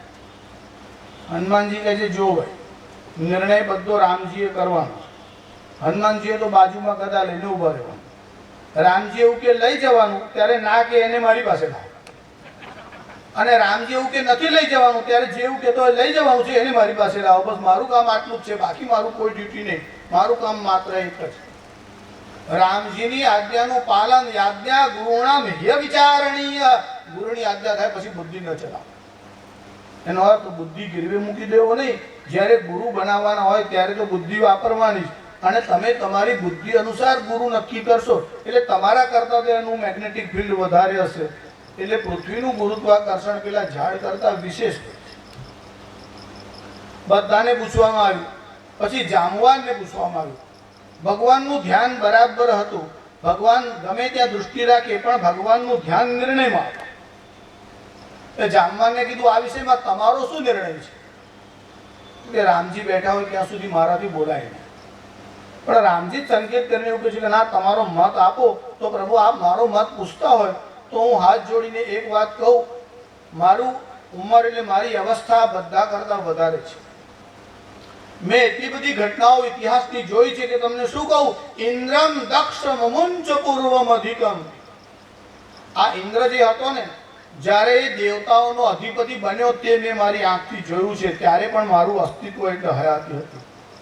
દક્ષ, આ દક્ષ પ્રજાપતિનો ભગવાન શંકર સાથે ઝઘડો થયો ત્યારે પણ હું ત્યાં હાજર હતો. ત્યારે મેં જોયું છે. ઇન્દ્રમ દક્ષ મમુંચ પૂર્વમ અધિકમ. વધારે શું કહું. લક્ષ્મીપતે પિંગલા. ભગવાનનો વર્ણ ચારે યુગમાં જુદો જુદો હોય છે. સત્યયુગમાં ભગવાનનો રંગ સફેદ હોય છે. ત્રેતા યુગમાં ભગવાનનો વર્ણ જે છે તે લાલ થાય છે. દ્વાપર યુગમાં ભગવાનનો રંગ પીત થાય છે અને કલયુગમાં ભગવાનનો રંગ કૃષ્ણ એટલે કાળો થાય છે. જ્યારે લક્ષ્મીપતિ વિષ્ણુ જે છે પિંગલ વર્ણના હતા ત્યારે પણ મેં એમને જોયા છે. અરે આ સમુદ્ર પહેલા ખારો નહોતો, પાછળથી ખારો થયો. અગસ્ત્ય મુનિએ જ્યારે સમુદ્રનું પાન કર્યું અને એને અધોમાર્ગથી બહાર કાઢ્યો, પછી આ સમુદ્ર ખારો થયો. પણ સમુદ્ર જ્યારે ખારો નહોતો ત્યારે પણ મેં સમુદ્રના જળ પીધા છે. એટલું જ નહીં, આ ભગવાન શંકર નીલકંઠ થયા. શિવ શીતકલમ. ભગવાન શંકરે હલાહલ વિષનું પાન કર્યું. જ્યારે હલાહલ ઝેર ભગવાન શંકર પી ગયા ત્યારે ભગવાન શંકર નીલકંઠ થયા. પણ હલાહલ વિષ પીતા પહેલા ભગવાન શંકરનો વર્ણ નીલકંઠનો નહોતો. ત્યારે પણ મેં ભગવાન શંકરને જોયા છે. એટલે સમુદ્રનું મંથન થયું એના પહેલાની કથા મને ખબર છે. શિવ શીતકલમ.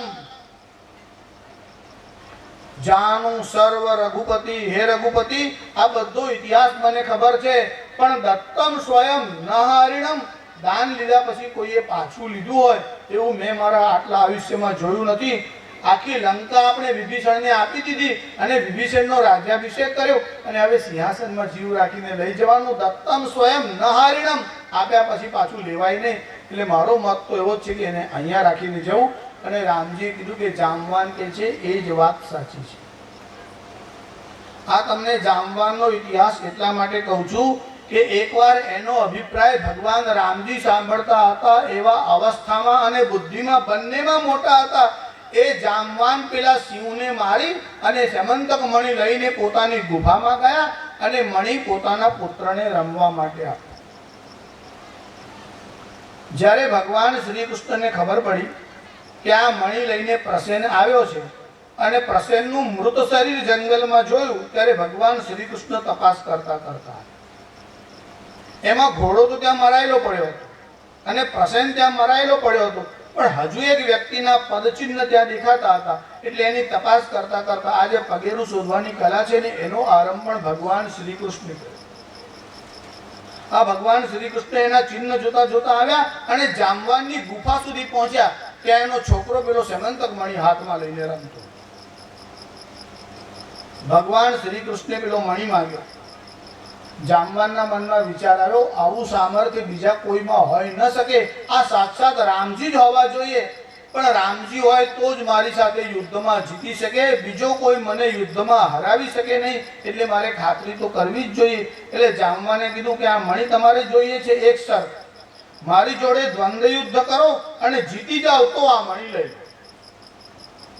ભગવાન શ્રી કૃષ્ણે સંમતિ આપી અને જામવાન જોડે ભગવાન શ્રી કૃષ્ણનું દ્વંદ્વ યુદ્ધ થયું. પહેલા એવું હતું, હા, જરાસંધ દ્વંદ્વ યુદ્ધ કરે અને જે રાજા જરાસંધ સામે જીતી જાય, જરાસંધ કે મારું રાજ્ય તમને આપી દેવાનું. હવે જો બુશને મનમોહનને લડાવે તો આપણે ભારત આપી દેવું પડે. હવે આવું કરાય નહીં. હા, તે કાળે એવું થતું હતું દ્વંદ્વ યુદ્ધ. હવે આ બધા નિયમ ચાલે નહીં. ડેમોક્રેસીના રૂલ જુદા હોય, ડિક્ટેટરશીપના જુદા હોય, સોશિયાલિઝમના જુદા હોય. આ બધી ભિન્ન ભિન્ન વિચારધારાઓ છે. એ આગળ તમને થોડીક કહીશ જેટલો સમય હશે. પણ જ્યારે જામવાન જોડે ભગવાનનું દ્વંદ્વ યુદ્ધ થયું એટલે શ્રી કૃષ્ણ અને જામવાન જ્યારે લડવા લાગ્યા, અહીંયા શું થયું, 10 દિવસ થયા. ભગવાન ગુફાની અંદર ગયા પણ ભગવાન બહાર ન આવ્યા. એટલે માતા પિતાના મનમાં ચિંતા થવા લાગી. વસુદેવ અને દેવકીને ચિંતા થઈ. એમના મનમાં વિચાર આવ્યો કે આ ભગવાન 10 દિવસથી ગયા, બહાર આવ્યા નથી, શું થયું હશે? જ્યારે એમની ચિંતા વધવા લાગી ત્યારે મુનિને બોલાવ્યા અને પૂછ્યું દેવર્ષિ નારદને પૂછ્યું કે આ શ્રી કૃષ્ણ ગયા છે, આટલા દિવસથી આવ્યા નથી, શું કરું?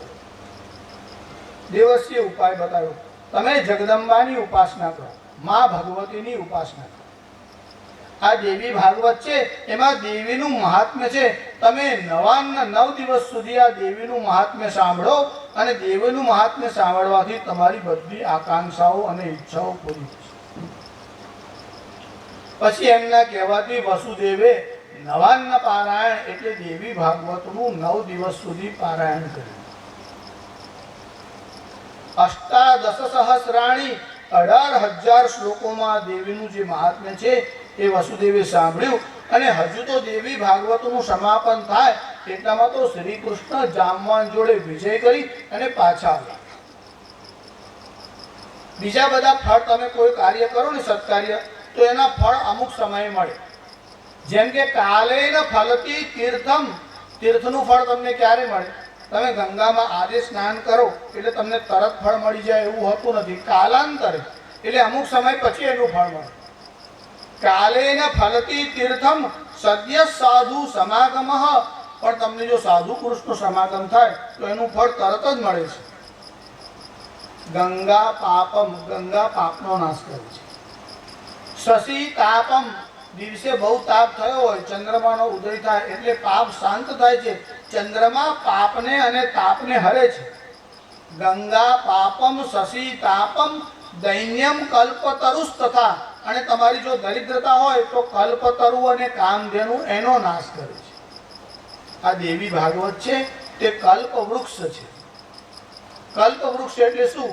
જેની પાસે બેઠા પછી, જેનું શ્રવણ કર્યા પછી, જેનું સાનિધ્ય મેળવ્યા પછી તમારી બધી ઈચ્છાઓ પરિપૂર્ણ થાય એને કહેવાય કલ્પ વૃક્ષ.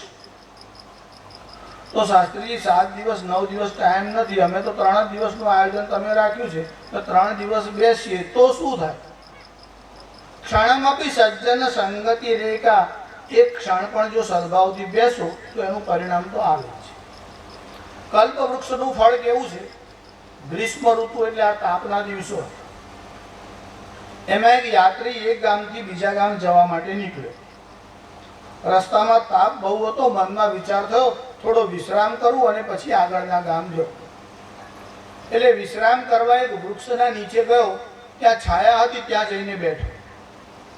હવે ચાલતો જતો હતો એટલે થાક બહુ લાગ્યો. છાયા મળી, ઉનાળામાં છાયા બહુ સારી લાગે, એટલે મનમાં વિચાર થયો કે છાયા મળી, બહુ આનંદ થયો. જો શીતળ જળ મળ્યું હોત તો સારું, ઠંડુ પાણી મળ્યું હોત તો સારું. હજુ એવો વિચાર કરે એટલામાં તો સુવર્ણનો ગ્લાસ, એમાં ડાયમંડ લગાડેલા અને ગંગાજળ ત્યાં હાજર થયું.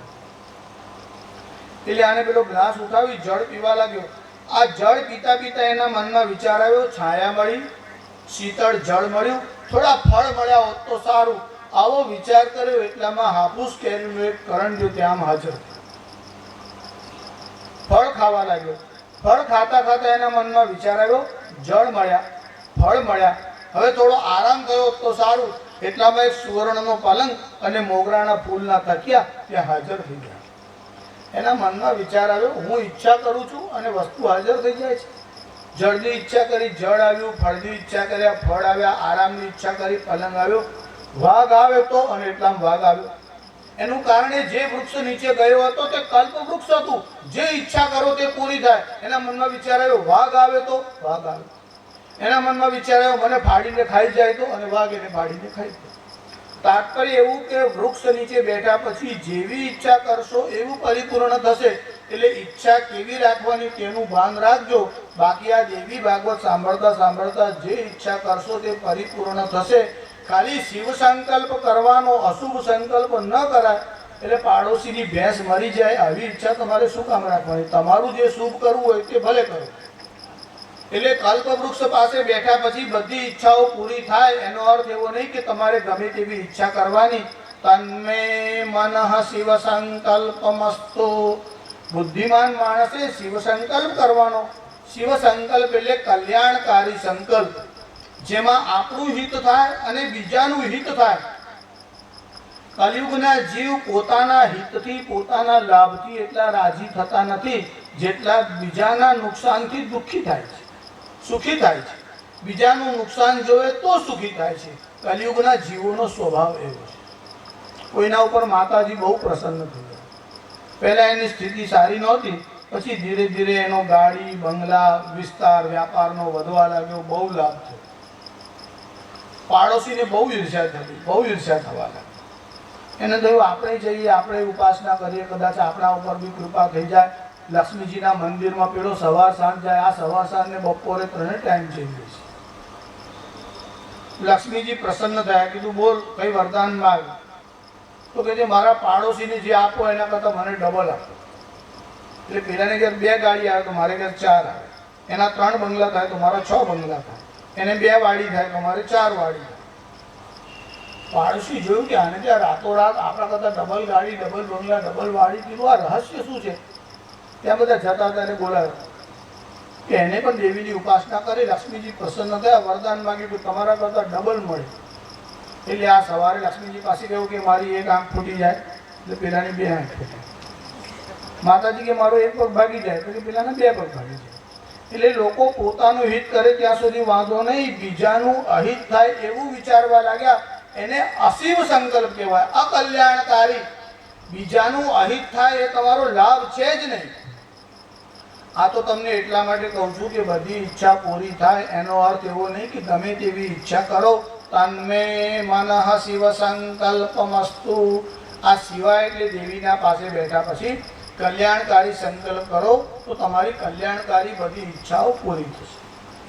જ્યારે દેવી ભાગવતનું વસુદેવજીએ શ્રવણ કર્યું અને હજુ આ કથાની સમાપ્તિ થાય, દેવી ભાગવતનો મહિમા એવો છે કે કથાનું સમાપન થાય ત્યારે હેમ સિંહ એટલે સોનાના સિંહ ઉપર દેવી ભાગવત મૂકી અને વક્તાને ભેટમાં આપી અને વક્તાનું પૂજન કરવાનું. હજુ હેમ સિંહ મંગાવી અને એના પર દેવી ભાગવતને પધરાવે એ પહેલાં તો એનું પરિણામ એવું થયું કે ભગવાન શ્રી કૃષ્ણ આવ્યા. પણ કેવી રીતે આવ્યા? જ્યારે ભગવાન ગયા ત્યારે તો યુદ્ધ કરવા જ ગયા હતા, કેવળ મણી લેવા માટે અને જે જૂઠો આરોપ છે તેનું સમાપન કરવા ગયા હતા. જામવાનના મનમાં વિચાર આવ્યો કે મેં ભગવાનના ઉપર સંદેહ કર્યો, આ તો મારી ભૂલ કહેવાય. હવે મારે પ્રાયશ્ચિત્ત કરવું જોઈએ. મણી આપવું એમાં તો મારો અધિકાર હતો જ નહીં, એ તો સત્રાજીતનો છે અને ભગવાન પાછો લઈ જશે. એટલે મણી પાછો આપો તો જે વસ્તુ જેની છે તેને પાછું આપીએ, એમાં પ્રાયશ્ચિત્ત ક્યાં થાય? આ જામવાનની એક કન્યા, એનું નામ હતું જાંબવતી. એટલે આ જામવાને ભગવાનને કહ્યું કે પ્રભુ મારાથી સંદેહ કરવાનું પાપ થયું છે, આ કન્યા હું તમને આપું છું, આપ આ કન્યાનો સ્વીકાર કરો. ભગવાનનો વિવાહ જાંબવતી સાથે થયો. શ્રી કૃષ્ણ અને જાંબવતીનો વિવાહ. જો ભગવાન જ્યારે ગયા ત્યારે તો મણી લેવા ગયા અને એકલા જ ગયા હતા, પણ પાછા આવ્યા ત્યારે વિવાહ થઈને પાછા આવ્યા, જાંબવતીને લઈને આવ્યા. વસુદેવના મનમાં બહુ આનંદ થયો અને એમને દેવી ભગવતીની પૂજા કરી. બધાને સમજાવ્યું કે બીજા બધા દેવતાઓની જો તમે પૂજા કરો તો તમને કાળાંતરે તમારું પુણ્ય જમા થાય, પછી ફળ મળે છે. માતાનો સ્વભાવ કેવો છે? દેવી તમને એડવાન્સમાં ફળ આપે છે. હજુ તો દેવીની આરાધના કરવાની બાકી છે. માત્ર મેં દેવીનું મહાત્મ્ય સાંભળ્યું છે, એનું જ ફળ આટલું છે, તો બીજો બધો મહિમા તો કેવો છે? આ તમને મહાત્મ્યના બીજા અધ્યાયનો થોડો સાર છે. શ્રી બાલકૃષ્ણ લાલ કી જય. જગદંબિકે માત કી જય. મહાલક્ષ્મી માત કી જય. રાજરાજેશ્વરી માત કી. નમઃ પાર્વતી પતય. હર હર મહાદેવ.